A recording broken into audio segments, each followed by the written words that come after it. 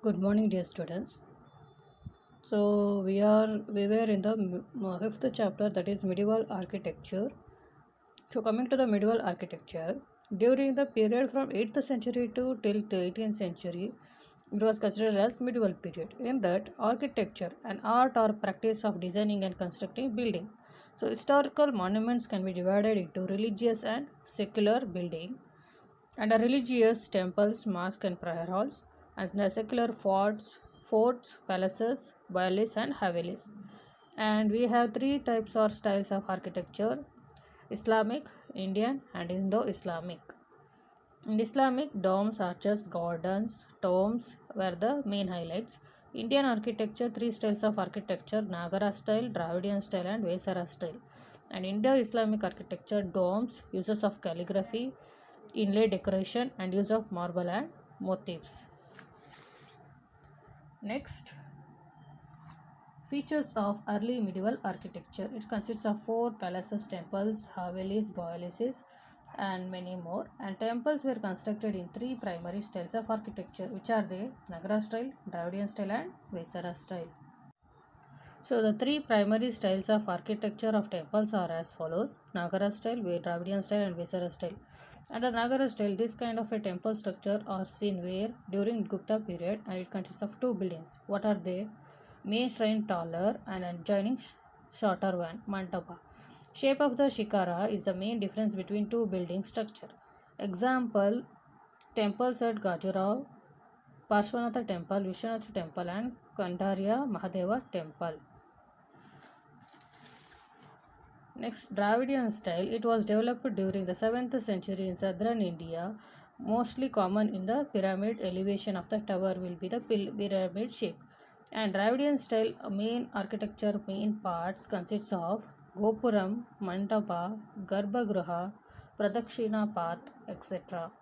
Highlight point is it is a multi-storied pyramid shaped tower called Vimanas.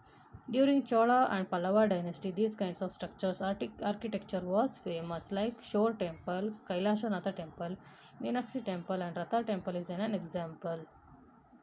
Next, Vesara style. It consists of hybrid style during Chalukya, Hoysala, and Rashtrakuta were constructed. Next comes Indo-Islamic architecture. During 13th century, due to advent of the Turks, it got started, and it contains courtyards surrounded by colonnades and balconies with ornate brackets. Domes, arches, motifs, mosaics, mihrabs, and minarets we discussed in detail. So these meanings have been given in the points to be remembered in the point.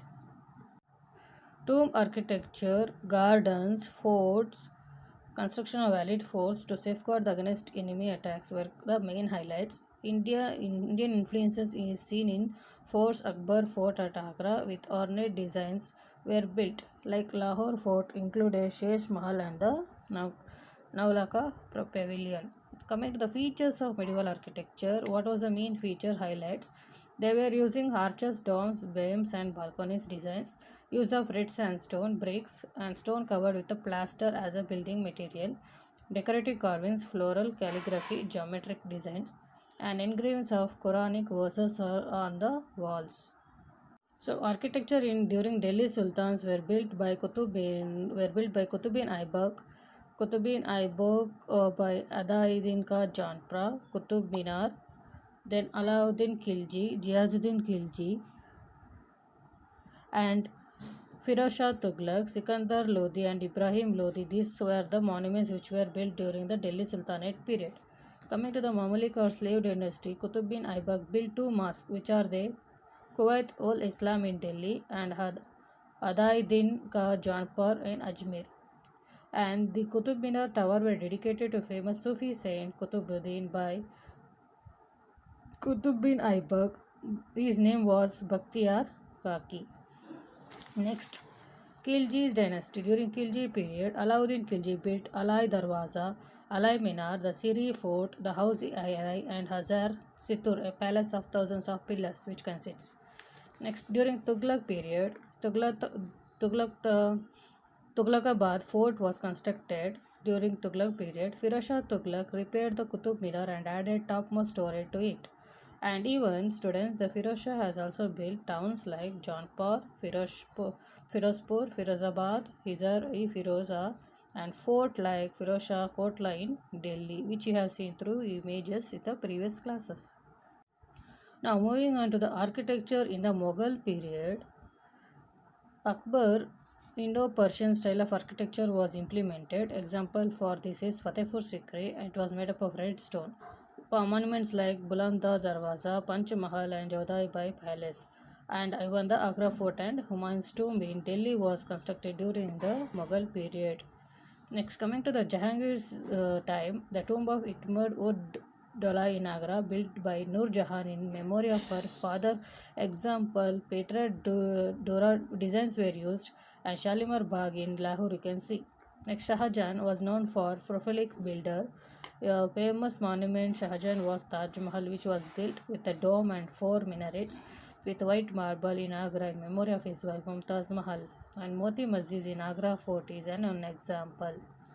And in 1639, when Shahjahan shifted his capital to Delhi, new city Shahjahanabad, within the walls of this city he constructed Red Fort and Jama Masjid, Diwan-i Kham and Diwan-i Khas and Rang Mahal.